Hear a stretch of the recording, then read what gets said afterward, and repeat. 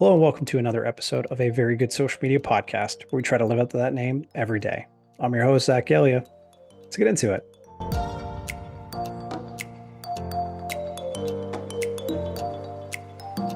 So today, again, insanely excited to welcome Shahbaz Khan, the head of social strategy and emerging platforms with the NFL.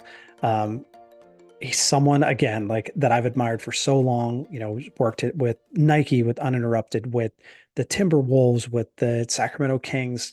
All of these different stops, and every stop you can tell the impact that he's made. And so, so excited for his new role with the NFL and all that he's going to be able to do and develop with such an amazing brand and an amazing team of people who I've got to know over the years. But it was great to sit down and talk with him and really connect. And I think the last conversation him and I had in person was, back in 2016 or 17 at a Twitter summit in San Francisco. So it was a great time to chat and learn from him and, talk about some of the projects that he's most proud of and, moments from his career and just general advice for those trying to get in the industry or, are in the industry and are trying to take that next step. So it was a honor to have him on the show and again someone that I've looked up to for so very long and have always been inspired by his journey. So without further ado, I'd like to welcome Shahbaz to the show. Appreciate it, man. Glad to be here. I swear it's been, I don't know that we've had a chance to like actually sit down and chat. Like I know I've bounced messages back and forth and advice and ideas and things like that. And I could have sworn we met. Um, I want to say it was like at the Twitter summit in like Gotta be. 2016 or 17 or something like that. And it was Yeah. I know this guy. I gotta talk to him. And then it's just been like kind of admiration from afar for so long. Appreciate that. Appreciate that. No, yeah, it's definitely been overdue. I'm glad we're getting a chance to talk. Definitely, man. Well, cool. Well, first things first, like I always like to open the floor and just, let my guests talk about kind of their journey, how they got to where they are today, especially since everyone's journey is so different. And, like we were talking earlier, like this is extra pertinent with a cool new opportunity that you undertook. And so just, talk to us about how you got to where you are today and maybe a little bit about the new role with the National Football League. Yeah, absolutely. I'll try to summarize as best I can. But long story somewhat short, or hopefully, I got my start back in 2013, 2014.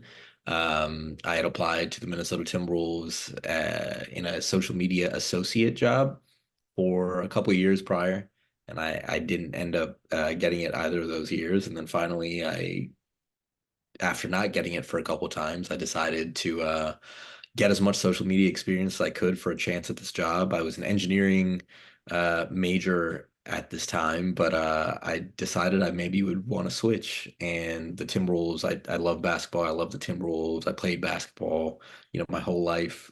And I love business. And social media was new, so it sounded intriguing. So I really wanted this job.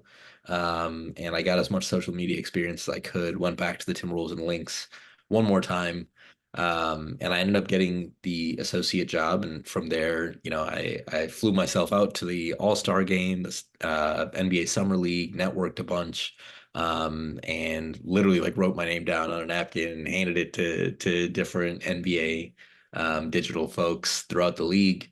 And from there, when my associateship ended after about a year, I moved to an ad agency for a brief period in Chicago, and I realized it really wasn't for me. And so I shot my shot at everyone I met at Summer League with the napkins, and throughout the All-Star times. And the Sacramento Kings responded. So from there, I went and moved to Sacramento. Got up and didn't really know anyone, but felt like a really good opportunity I couldn't miss out on. And it really was. Moving to a new city, and not knowing anyone, was probably one of the best things that could have happened to me, having that job. Just knowing it was really a grind. Our Kings digital team, Jason Wise, who's now the VP of the Florida Panthers digital squad, he was my boss at the time, and yet Andrew Nicholson was still at the Kings, and Kyle Ramos is at 2K. We just had an amazing squad of people, and I got to learn a bunch. I got to test a bunch. I really got to find who I was as a social professional, and I grew into a manager role there. Um, got to just do cooler stuff and manage up and coming talent. Really, really enjoyed every day I went to work, and I shot my shot back at the Timberwolves after that. Emailed the old VP of marketing, and I was like, "Hey, I was here once before as an associate. I would love to come back one day." Um, I wrote this really corny email that had like a Wizard of Oz reference about Dorothy returning back home and all this stuff, and surprisingly, I got a response, and they were like, "Hey, we're interested. Let's talk." And I got the job with the Timberwolves, kind of off this email, to go back home, and it was like the biggest dream come true. I mean, anything that I could have thought of that experience being, it was that and more. Um, Getting to go back, work with my favorite team, lead the department that I once, worked at, and really, I feel like help uh, turn the pendulum a bit around Timberwolves digital, and Lynx digital, and redefine what people know about their online presence. And then obviously like the cool perks like traveling with the team and taking photos and working on cool things and seeing the playoffs for the first time in God knows how long, 14 years I think it was. Um, just the coolest experience. My wife worked with me. She got a job there as well. So we worked together for 4.5 years, and I got to a place where, I remained as passionate as ever about the job, but I had fielded a few other offers that um, didn't necessarily. I still love the Timberwolves more than anything, and I still do. Like they're my favorite team. I'm flying up literally after this to go see the first playoff game. So hopefully by the time this debuts, we're talking about an NBA championship or something. I'm sorry, I know you're a Suns fan, but um, it still was and is a dream job. But I also knew that I owed it to myself to see what else there was, knowing that I kind of experienced the team side of things for some time, and some of the offers that I had were outside of that realm, and I feel like would make me a better marketer overall. And so I took one of them at kind of the pseudo startup in Uninterrupted and the Spring Hill Company, and really got to rebuild a team from scratch and learn a completely new side of digital and social, still in sports, but outside of the team side. And we grew from 6 people to 20 plus in the year that I was there. We got to work on stuff like Hustle on Netflix and The Shop. And Thursday Night Football, and live tapings of all these different shows. It was a really cool and different experience for me, and got to work with a lot of cool partners, one of which happened to be Nike. And Nike, for me at least, I'm a huge sneakerhead. um, Obviously, I love the brand, and it's kind of a sports marketer's dream, and so Nike came calling a year into the uninterrupted job, and I didn't necessarily anticipate leaving at the time, but I was like, who am I to say no to this opportunity? A couple caveats were, one, the position's based in Oregon. We had just moved to LA, but I talked to my wife about it, and I'm like, I'll make it work. She was used to me traveling in the NBA days full time. Every road game, and 2 days a week is a little bit different, but it was a 2-hour flight, and I'm like, when am I ever going to get the chance to work at Nike again? So I took that job, and I got to lead the flagship team, which is the at Nike account. Really cool experience. Much different again than anything that I had done before. It was it's different being on the brand side and working at a company where you're in a meeting, and literally every meeting you're in, there's like 10 new people that you never heard of or seen. It's a company with literally thousands of employees, and literally every day I would meet somebody new. But I got to see the ins and outs of how that worked, and it was amazing. And at the same time, I stayed in contact with kind of my network, and my boss. His name is Ian Trombetta. He's the SVP of marketing at the NFL, and I'd stayed in contact with him over the years, and he reached out about this opportunity that I just started a couple weeks back at the NFL, and it was again earlier than I anticipated. Like when I was at the Kings, I was there for multiple years. When I was at the Wolves, I was there 4.5 years.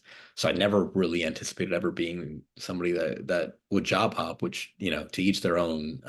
There's no issue with it whatsoever, but I didn't think that was going to be me. And this opportunity just felt really helped in some of the facets that I feel like I need to grow in to become a better marketer, while also giving me a better, balance between professional and personal. Obviously, flying out on my own dime to Portland 2 times a week takes its toll, obviously, physically, but also financially a bit. And I honestly, when I took that job, I thought it was going to be like 2 or 3 years that I was going to do that. But the NFL job, it's, 20 minute commute for me. Still really exciting stuff, and also a new department that allows me to grow in a different way. It's not necessarily day-to-day social. It's the first time that I'm not overseeing the day-to-day social team. It's more strategy focused. It's more focused on emerging trends and platforms and all of that. And so, yeah, I get to lead this new department, really from the ground up, working on trying to find new ways for the league to, expand internationally, expand the game internationally through a social and digital lens. Get to work on content ideas with or ideating new content kind of platforms or series for the NFL with current players and past players. Um, and yeah, I'm still getting acclimated with everything, but I'm really excited about the opportunity. I'm headed to the NFL draft here next week. So it should be really fun. I'm really hyped. I met a lot of people on the NFL staff, and I'm just juiced to be back. It's kind of like in between the team setting and the brand side of things, which I feel like is a really good fit for me because obviously Nike was amazing. There were elements that I missed about the team side being there, and similarly, there were things that I really enjoyed about Nike, and I feel like the NFL, based on the first couple weeks, have a good mix of those things. That's awesome, man. Well, yeah, I mean, and as someone who was in the NFL for 7 years, I am so jacked that you are the one leading this charge, and I'm so pumped to see what you guys do because it's gonna be amazing, and I'm so pumped to be along for the ride. Appreciate it. Thank you. That means a lot, man. Thank you. Well, and two humongous things that you said that stuck out to me. One is don't be afraid to shoot your shot. That's something I tell everybody is like you can't always you can't always like worry about what could happen.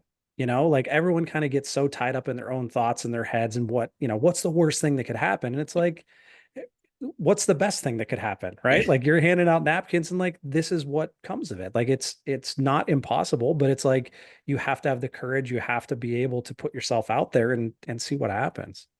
Yeah, absolutely. I mean, I feel like if anyone's story is a testament of that, I didn't get that Timberwolves job the first couple of times I applied. I applied to the same exact Nike job the year prior. I didn't get that job. The next year I got it. NFL similarly, I had been looking at opportunities there and it just didn't work out for the past couple of years. And then it just so happened that it did work out this time. And so um, I think that persistence really worked well in my favor. There's obviously a bit of luck in having the opportunity to cross paths with the right people. But I was really fortunate that I was able to do that, and I feel like that I haven't necessarily been discouraged from putting myself out there in different things, and I feel like that has suited me well. So absolutely would echo the sentiment that shooting your shot sometimes pays off, but you know you got to do it first. That's it. And I mean, like the job search is so tough. Like it's just it can beat you up, it can break you down. Like when I was first trying to get that first job, like I probably applied for hundreds and hundreds of jobs. And like you get so close and they're like, nah, sorry. And it's like there's so many peaks and valleys in that journey, but it's like 300 no's don't mean anything if there's one yes at the end, and that's all that matters. So it's like keeping going, like you said, being persistent, like never giving up and never wavering in what your dream is. Like if you know what you want to do it and don't take no for an answer. Yeah, absolutely. No, I echo that completely.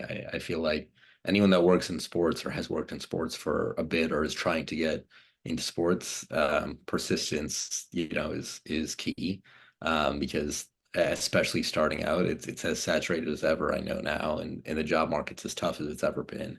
And you're gonna get, unfortunately, the reality of the market and just sports is there's a lot of people vying for very few jobs. And so that means some no's, but honestly, taking what you can from those no's, if you are able to have a conversation, taking what you can from those conversations and learning from what didn't work, or if you're not able to, continuing to bolster your experience and resume and putting yourself in a position where you can stand out. And obviously, every journey is different. I'm not saying it's all roses. Like you keep trying, and you're eventually gonna get.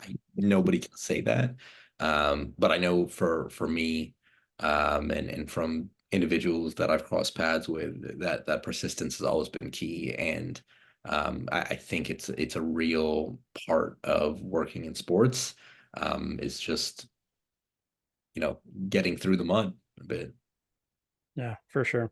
And I mean, like, and the last thing that you brought up that I wanted to talk about was like not being afraid to jump. Like there were so many opportunities, like you said, that like you weren't looking for, or you weren't thinking that that was going to be the path. But it's like when something comes up that's just it feels right, and you trust your gut, and like I got to do this, whether you're looking for it, whether it's a job with a soccer team in Italy, or it's a minor league baseball, like whatever it is, it's like don't be afraid to jump and take that chance. And like who knows, like you could be there 10 years, you could be there 10 months, and the next big thing comes up. So it's just like there's so much that has to do with trusting yourself and being confident and trusting your gut and knowing like you have this path, you have your priorities straight, like where you want to be.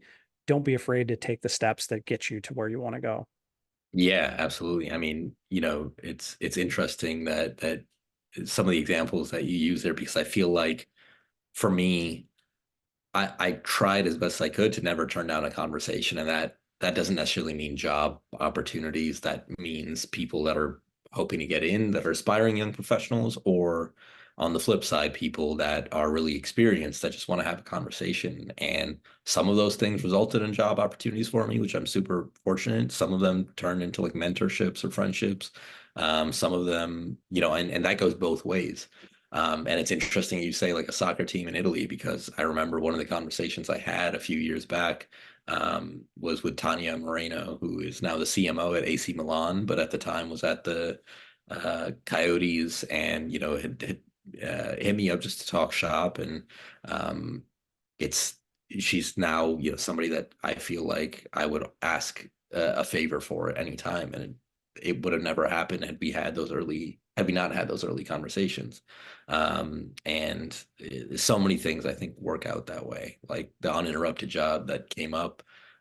Jimmy Spencer, who was my boss there and one of the OG employees at Uninterrupted, we just conversed on Twitter. We met a few times at All-Star games here and there, and later on it turned into a job off a DM, just catching up. So yeah.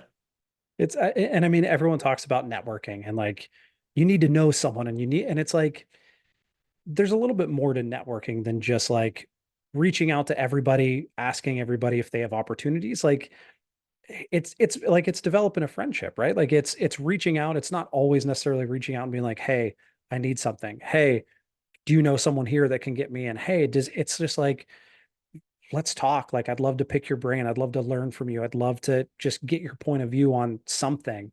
And it's like you develop those relationships, and it's like there's not really an end goal in mind aside from meeting a great person and learning from someone, amazing. And it's like that has helped me so much in my career with like just the people that I've got to meet and learn from, but also like helping place, people who work for me if they're looking for another job. It's like I have so many more contacts that are just friends of mine that I've bounced ideas off of, or, wallet in our misery together. But like it's those friendships and building those bonds that really make what networking is. It's not, a LinkedIn email saying, hey, I'm from so and so, and, do you have any open positions? It's like that's not networking. That's just like you're just applying for a job that doesn't exist. So it's like there's a right way to do it, and a like a not a wrong way, but like a more odd, not relationship building way that I don't think is as valuable. Yeah, I think if you go into it with the intent, of really catching up, or trying to learn, that goes a long way. And I can say for the relationships that I've had, a simple like congrats on a feat that somebody had, or just to check in, like, hey, do you know anyone in your network that is hiring for X? And it'll turn into a 5 minute phone call where you just talk about little other things. And again, there's not an end goal in mind outside of trying to mutually educate or benefit from knowledge. But that could or couldn't turn into job opportunities. And at the very least, you have somebody in your corner that in this sports world that's very small and even smaller when it comes to social digital marketing. Um, you're always able to have, a second opinion from somebody that's, um, you know, most likely to have your best interests in mind. Well, and it's funny, like we're all going through this stuff together, whether you're working at, a network, a league, an agency, like whatever it might be. Yeah, the Suns social team and the T-Wolves social team probably aren't going to get along so well this week, but like at the same time, you break it down, it's like they're fighting the same fight, right? Like they're on opposite sides, but it's still the same. Like you're still battling, whatever the platforms are doing or whatever new platform is coming out or whatever the algorithm is doing on, TikTok or whatever. Like you're fighting the same fight. So it's always good to have others in your corner where it's like, I was always really close friends with, the people who ran the Browns accounts, the people who ran the Ravens accounts, like the people who I saw the most. And yeah, like on the field, of course, we hate each other. We want to, stomp each other out, but like we're all going through the same stuff. And it's like it's easy to talk to someone like that and build that relationship when you're battling through the same things. Absolutely. Well, cool. Absolutely. Well, so I want to go into, and it can be like from any stop that you've had, just a project that you're extra proud of, or, and it can be as big or as small or whatever it is, but just something where it showcases how much work goes into any little project, I'll use quotes, of like something that the outside world would look at and be like, oh, well, I mean, they're so smart. Like this happened in 10 minutes and, it's up. And it's like, well, that was probably 3 months worth of planning to get it to that point. So I'll turn it over to you, whatever project or, initiative or anything that you're extra proud of that you want to share. Yeah, I've been really fortunate to work with really cool people on some really cool things, and there's a lot of projects that come to mind, but I'll use a few from my Timberwolves days that really stick out. One is my boss, myself, and our social team and digital team came together and hired a first person view drone pirate pilot to lead into the season and like capture our media day. And it ended up like making a ton of money through Twitter's Amplify program. It ended up like breaking benchmarks for us on several platforms. That drone pilot now, his name's Jay Bird, is blown up. He's literally his full-time job is going around across sports, entertainment to do the same thing and like seeing the impact that one obviously the his talent speaks for itself, but like seeing the impact that had on so many different people in the organization was really cool. Another one was um it was I think Game of Thrones, the finale, the final season was either 2018 or 2019. I can't remember exactly, but towards the end of the season, the Timberwolves weren't going to make the playoffs, and we were playing the Raptors in our one of our final games, and so we worked to make this Battle of the North, and worked with like Droga 5, which was HBO's like ad agency at the time, to do like a digital only and retail only takeover, and to this day, I think it's like one of the top selling days in Timberwolves merch history. It was a primarily a digital, owned thing, and that was really cool to help lead and be a part of. And then the final thing, to your point of like, there's a lot more that goes into it. I had this initiative in either my last year, my second to last year with the Timberwolves, where we looked at the schedule as soon as the schedule dropped and tried to create illustrations, graphics, or videos for literally every single win. And obviously, throughout an 82 game season, you could lose 60 times, you could lose 20 times. But we planned, and there was a graveyard of ideas that never worked, but the ones that did were like amazing. And so, like, for example, I think we opened the season in Houston, maybe, and at the time, Travis Scott was really big. So like we had Karl Anthony Towns stepping on a rocket, like with wearing Travis Scott shoes, and like these things were planned super far in advance, but we never know if we get to use them or not. And our illustrators put in so much time on this stuff, and again, we would, like you said, we'd send the tweet, we'd hit post on the IG. But there was so much planning that went into like the Easter eggs on each graphic, the graphics that never saw the light of day. Um, so many things like that. Final one that just came to mind is like Anthony Edwards had this poster dunk on Utah Watanabe, I believe his last name is, and it was probably one of the best dunks like you'll ever see. And we hit up this TikTok influencer um, and worked with him. He's one of the guys that like dunks on the over the door backboard, Yep. and had him recreate the exact scene, Anthony Edwards' reaction, like side by side. And it was, when we first started our TikTok and it like blew up, we ended up posting on other platforms. It did really well.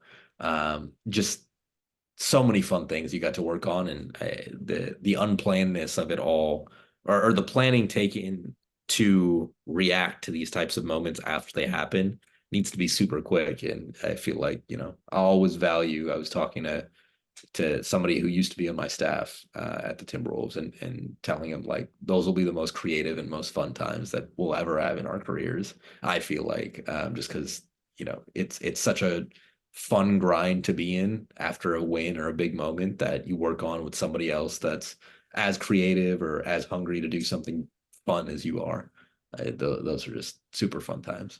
No, for sure. Well, and like just the amount of posts that and graphics and things that go into the graveyard, like everyone who sees these amazing like Super Bowl champs graphic know that the other team's graphics team put together the most incredible thing ever that you'll never see. And it's like it breaks your heart where it's like, just like you said, like you basically made enough graphics. Like if you went 82-0, you're good. You get to use everything. If you go what 20 and 62, that's 62 graphics and how many hours that then just no one sees. And it's like that's the thing that I think people don't understand is like you have to, you have to prepare for everything. Like NFL draft you mentioned earlier. It's like all the years that I worked for, the Steelers and the Cardinals, it was like, okay, we have the eighth pick. Let's make 30 graphics of every person that we might pick. And it's like, you may use one of those graphics, you may use none of them, but it's like all of the prep that goes into all of these big moments. And then it's not only the planning, but then it's like you said, it's the reacting. It's like you can't plan for Anthony Edwards to do that, but it's how you react and all the stuff that you had planned up to that point allows you to be a little bit more flexible to really celebrate that moment in time. Absolutely. Yeah. No doubt. You hit it nail on the head. Like there's just so much that goes into it. It's wild.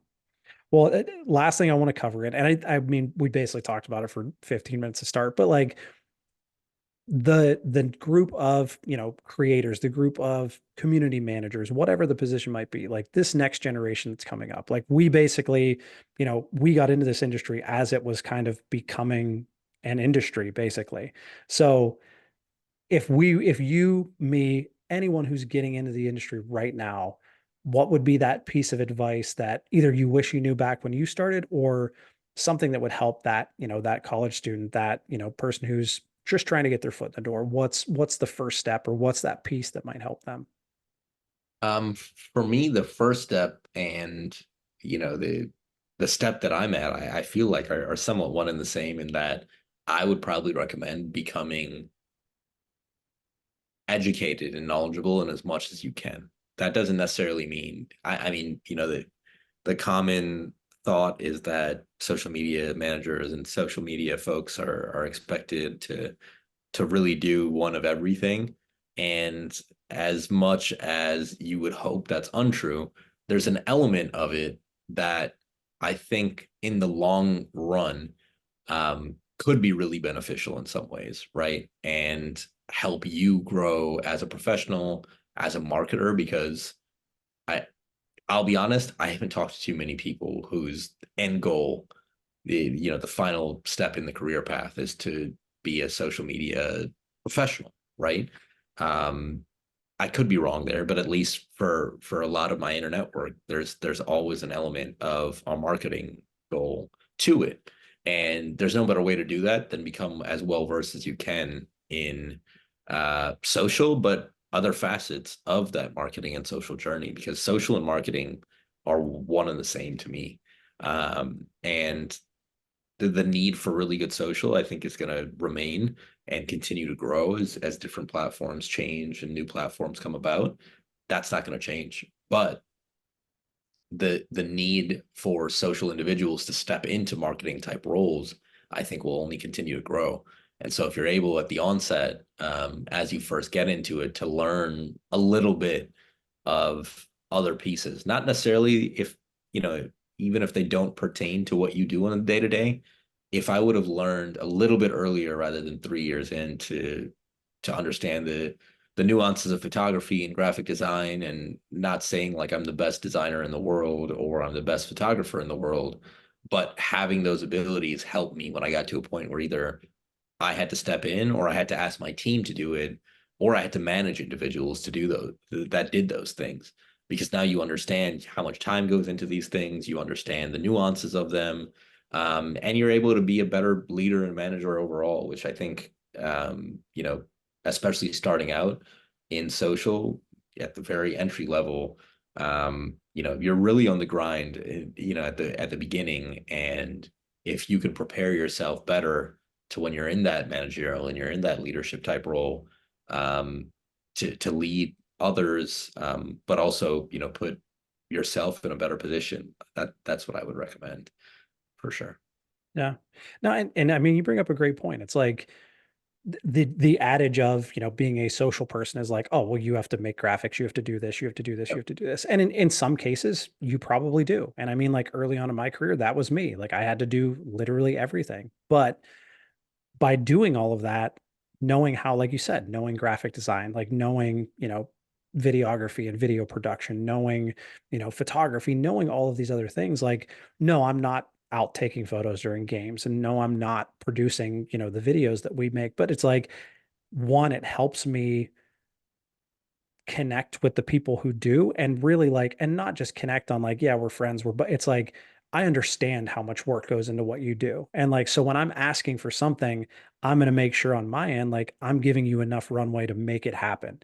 And like, and if I'm not, I'm going to feel really bad about it and apologize a bunch of times. But like, again, it goes back to like building those connections, and like, by learning how to do all of these different things, you put yourself in those people's shoes. And like I said, I'm no like, the last solid graphic I made was probably a long time ago, but like I at least know, when I'm working with one of our graphic designers, like I understand how long something's going to take, and I'm not going to try and throw something like that on them. Or like, like you end up working, in social with so many different departments. And like you said, like if you understand even the general idea of what they're trying to accomplish, it builds that bridge a little bit easier. Yeah, absolutely. No, I feel like, again, as it pertains to growing as a professional, as a manager, as a leader, if you're able to understand the nuance of what you're asking others to do, it just it makes you a better manager and leader. And excuse me, I've obviously been and had managers that didn't necessarily have those skill sets, and I've learned just as much from them on how to be empathetic and how to lead when you don't know something. And so I feel like the commonality here is the ability to learn and educate. And if you're able to do those two things, um, you're going to be really well off in a career in social, because you're constantly going to be learning and you're constantly going to be informing others. And if you're able to communicate, so learn, educate, communicate, right? Like you're really, really, um, you're a really valuable professional, because being able to disseminate the ins and outs of social analytics and what works on platforms and whatnot in leadership rooms, whether it's an exec or whether it's somebody that doesn't know social at all at a different level in a different department, that's really important. And so, I can't say I necessarily have like tips for becoming a better communicator, because I think that's just an ongoing journey, in everyone's career, and that I'm still working on as well. But if you're able to handle those conversations and provide real value in terms of education and also take in information from others, you're in a really favorable position for your career. Definitely, man. Well, honestly, I cannot thank you enough for doing this. I know like you got quite a bit going on at the moment, but I so appreciate you taking the time. And like I said, like you're someone that I've followed for a long time and someone whose journey is so inspirational and something that has really motivated me in my career. So I cannot thank you enough for this. That's really kind of you, man. I really appreciate it. And yeah, I'm looking forward to seeing what you cook up as well. And we'll stay in contact. And hopefully if anyone listening is at the Gondola Sports Summit, come through and say hi. Definitely. Yes. I wish I could be there this year, hopefully next year, but baseball season's insane at Yeah, the moment. So, for but sure. I get it. well, cool. Well, honestly, I can't thank you enough. This has been another episode of a very good social media podcast where we try to live up to that name every day. We'll see you next time.